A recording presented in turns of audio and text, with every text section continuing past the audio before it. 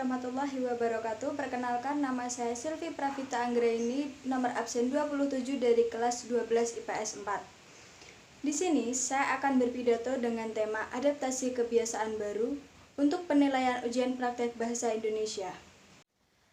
Assalamualaikum warahmatullahi wabarakatuh.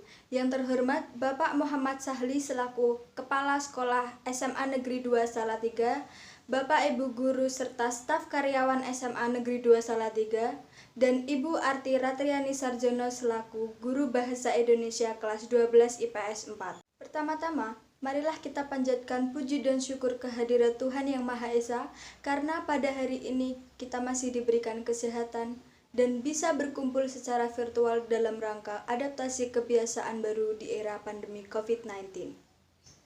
Selama kurang lebih 1 tahun ini, kita hidup penuh dengan berita tentang COVID-19 di TV, radio, media sosial atau media digital. Obrolan di rumah, di kantor, dan di telepon juga berbicara tentang COVID-19. Berbagai respon dan reaksi ditunjukkan oleh masyarakat. Ada yang sedih, cemas, takut, gemas, khawatir, marah-marah, tetapi ada juga yang tetap tenang dan percaya diri. COVID-19 berhasil mengubah kebiasaan yang kita lakukan sehari-hari, baik di rumah, di sekolah, di tempat kerja, di jalan, dan dimanapun.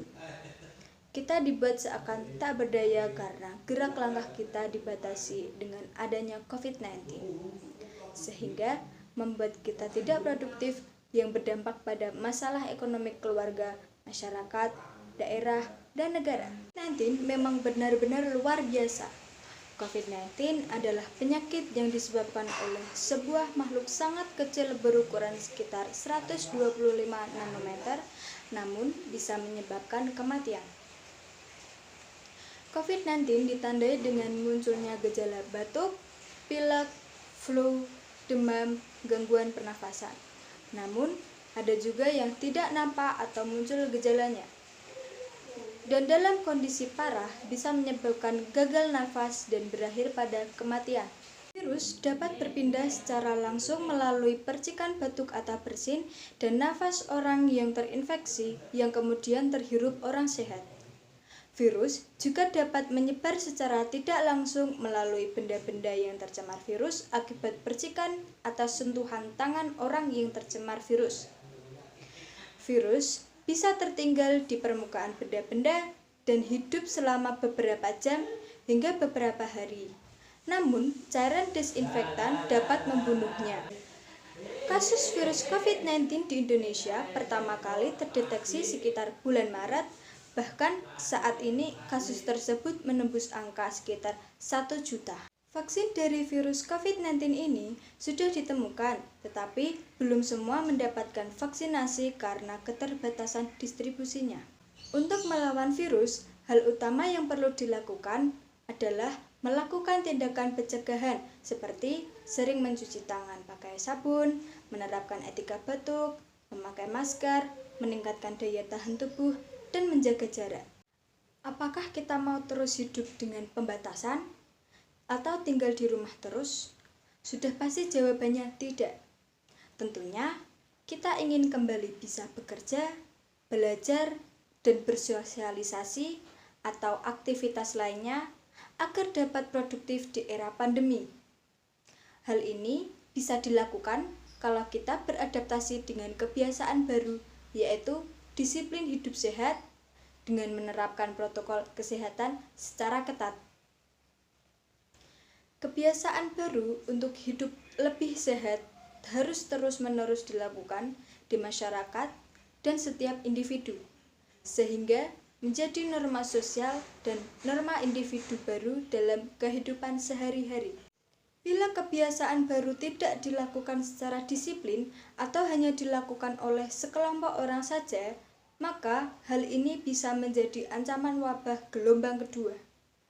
Kebiasaan lama yang sering dilakukan seperti bersalaman, cipika-cipiki, cium tangan, berkerumunan atau bergerombol, malas mencuci tangan, harus mulai ditinggalkan karena mendukung penularan COVID-19.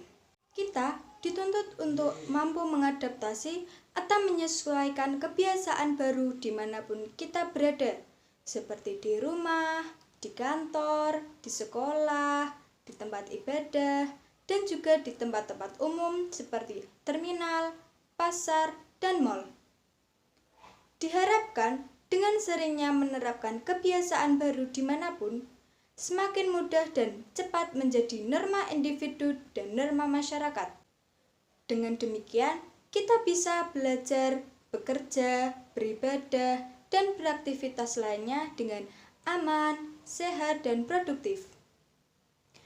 Adaptasi kebiasaan baru yang dimaksud adalah sering mencuci tangan memakai sabun, memakai masker, menjaga jarak, istirahat cukup, rajin olahraga, dan makan makanan bergizi seimbang.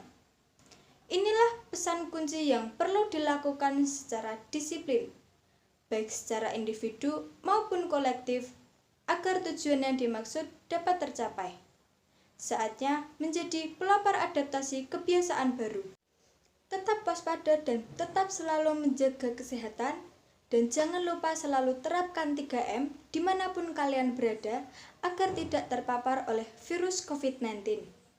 Yang paling utama adalah selalu menaati peraturan dari pemerintah demi memutus mata rantai COVID-19 di Indonesia agar pandemi segera berakhir dan kita dapat kembali beraktivitas seperti semula.